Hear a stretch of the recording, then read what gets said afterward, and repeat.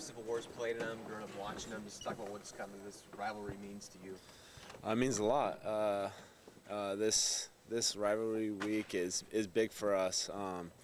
It's a game that is won on toughness. I think a lot of stuff goes out the window on this game because it's so different than any other kind of game, and we just got to be really focused for it. And at the end of the day, just play harder and want it more than they do.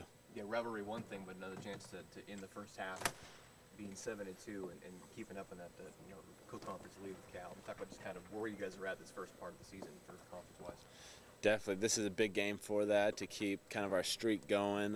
In another game at home that we need to get a win. The things that we're looking for to get, to a Pac-12 championship. This is a big game for that, and another game that we need to win at home. Like I said, it's a different kind of game.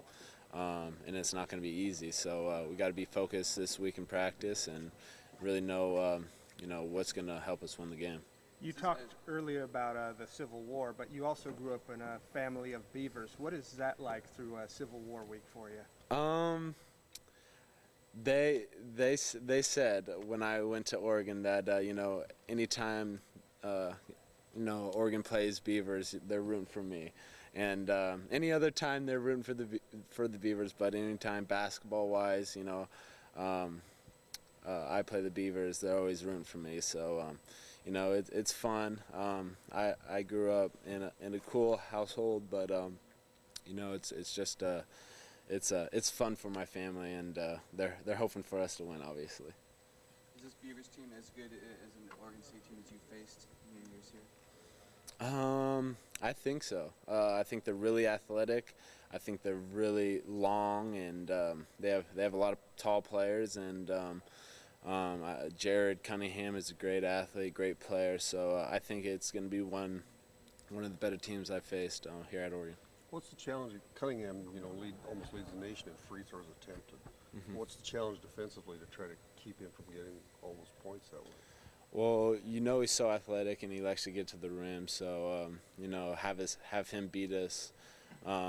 Shooting jump shots. I think not fouling him, get to the rim. I think if we give him a little bit more space and have him shoot more contested jump shots, that's going to be better for us. What kind of a challenge is that, though, to keep him from the basket? Tough. I mean, other teams really haven't done it either. So, I mean, he's an aggressive scorer. He gets to the basket, and he's athletic. So it's not an easy job, but you just gotta know his tendencies, and you gotta have him want to take jump shots. So should be a pretty full house like it was last Saturday with UCLA. How much do you guys focus in on that, or do you even notice that when it's 10,000 plus to other times when it's about 5?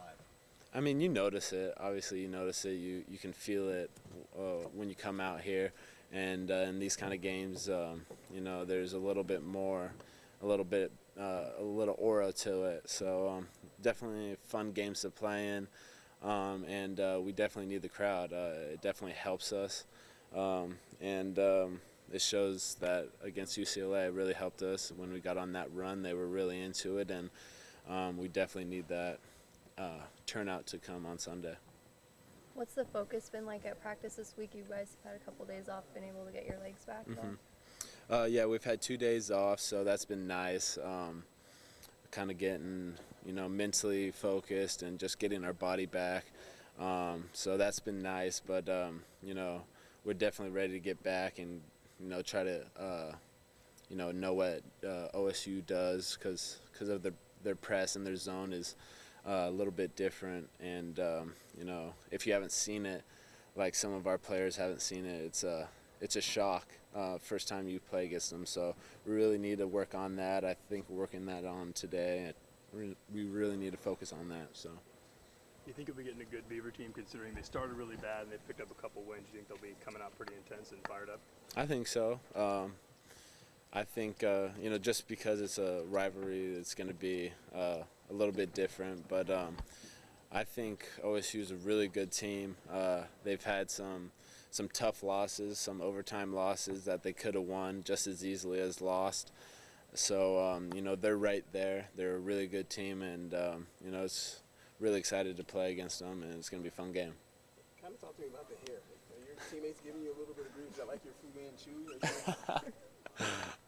It's kind of my identity right now. You know, I said I'm not gonna cut it till we lose. So I might keep it if we lose though too. But I don't know.